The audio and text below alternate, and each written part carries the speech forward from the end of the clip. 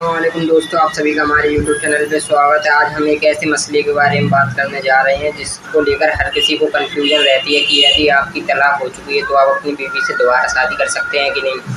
इसी मसले को आज हम डॉक्टर जाकिर नायक को सुनेंगे। चलिए इस वीडियो को पूरा देखते हैं। भाई साहब का सवाल था कि ज़रूरी क्यों है कि अगर एक औरत अपने शोहर के साथ तलाक हो जाता है तो उसे दूसरे से थर्ड पार्टी से शादी करना ज़रूरी क्यों है पहले शोहर से वापस करने के लिए। ये सवाल है। सवाल अभी दोहरा जवाब दे रहा हूं मैं। ये लोगों को गलतफहमी है कि अगर मियाँ बीवी का तलाक होता है और अगर वो फिर से शादी करना चाहते हैं, ये गलतफहमी है लोगों की कि उसको तीसरे से शादी करना फर्ज है। कुरान में साफ तौर पे लिखा हुआ है, सूरह बकरा में सूरा नंबर 2 आयत नंबर 228 से लेकर 242 तक तलाक का पूरा डिटेल दिया गया है, किस तरीके से तलाक दिया जाता है।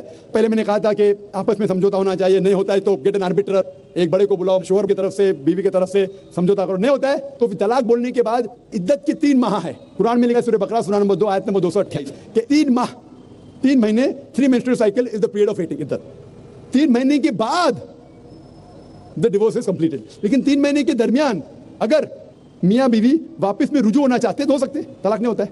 लेकिन अगर 3 महीने तक रुजू नहीं होते और अलग हो जाते और 1 साल बाद उन्हें ख्याल आता है अरे हमने गलत किया, हम फिर से शादी करना चाहते, तो कुरान की आयत है सूरह बकरा सूरा नंबर 2 आयत number 232, do not prevent the women from marrying the former husband. आप औरतों को अपने पुराने शोहर से शादी करने से मत रोकिए। तो वो औरत फिर से अपने पहले शोहर से शादी कर सकती है, लेकिन नया निकाह नया मेहर, न्यू मैरिज न्यू मेहर। No no no, what you are saying is a misconception. I come to it. लोग समझते हलाला की जरूरत है, हलाला जैसी कोई चीज कुरान में है नहीं, मैं उसके ऊपर आऊंगा। लेकिन फिर से शादी करने के बाद फिर से इन लोग जिंदगी बसर करते, 3-4 साल बाद फिर से कुछ नाइत्तेफाकी होती है, फिर से तलाक। वही तरीके से समझौता करो, बड़े को लेके आओ, तलाक बोलो, 3 माह रुको, फिर जाओ, फिर से 2 साल बाद याद आता है नहीं वापिस से रहेंगे, फिर से शादी कर सकते, फिर निकाह, फिर मेहर, फिर से झगड़ा होता है। फिर तीसरी बार अगर तलाक होता है तो अल्लाह ताला फरमाते सूरह बकरा सूरा नंबर 2 आयत नंबर 230 में कहते हैं कि तीसरी बार अगर तलाक देंगे तो फाइनल। इसके बाद आप फिर से मियाँ बीवी ने, जब तक आप थर्ड को नहीं मैरी करें। इसमें क्यों? ये शादी ब्याह गुड्डा गुड्डी का खेल थोड़ी है। बचपन में गुड्डा गुड्डी का खेल में शादी करो फिर से तलाक दो, एक दिन में 10 बार शादी कर सकते, बराबर ना। ये जिंदगी गुड्डा गुड्डी का खेल थोड़ी है। 3 महीने लगता है तलाक के लिए, इतना टाइम लगता है। प्राइवेट मीटिंग, फिर बड़े लोग से मीटिंग, फिर 3 माह, फिर जुड़ो प्यार से, एक दूसरे पे कीचड़ में उछालो, फिर शादी करो। मैंने मेरी जिंदगी में किसको भी नहीं देखा जो सही तरीके से तीसरी बार तलाक हुआ, मैं देखा नहीं तक के। 1 बार हुआ देखा होगा, 2 बार, तीसरी बार तो देखा ही नहीं मैं। ये अगर आप गुड्डा गुड्डी का खेल करते तो फिर 1 बार आपने रिजेक्ट किया, 2 बार रिजेक्ट किया, 3rd बार फाइनल, फिर आप दूसरे से शादी करो।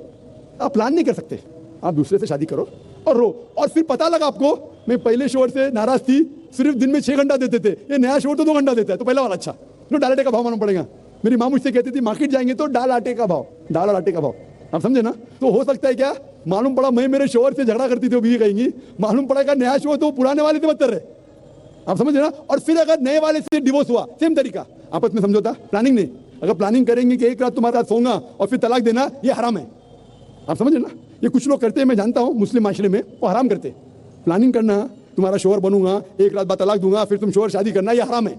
कुछ लोग करते हैं, गलत करते हैं, कुरान में ऐसा नहीं लिखते। तो अगर तीसरी बार तलाक के बाद या पहली तलाक के बाद भी, पहले बार तलाक दिए, दूसरे से शादी किए, फिर पता लगा सही नहीं तो वापस जा सकते, आप समझे ना। तो ये जो है जरूरी है थर्ड पार्टी के पास जाना, अगर 3 बार सही तरीके से तलाक हो तो इस्लाम में इतनी छूट है माशाल्लाह, और इतना सही मजहब है, it is the most practical way of life. Hope that answers the question. अगर आपको वीडियो अच्छी लगी है तो वीडियो को लाइक कर दें और चैनल को सब्सक्राइब कर दें।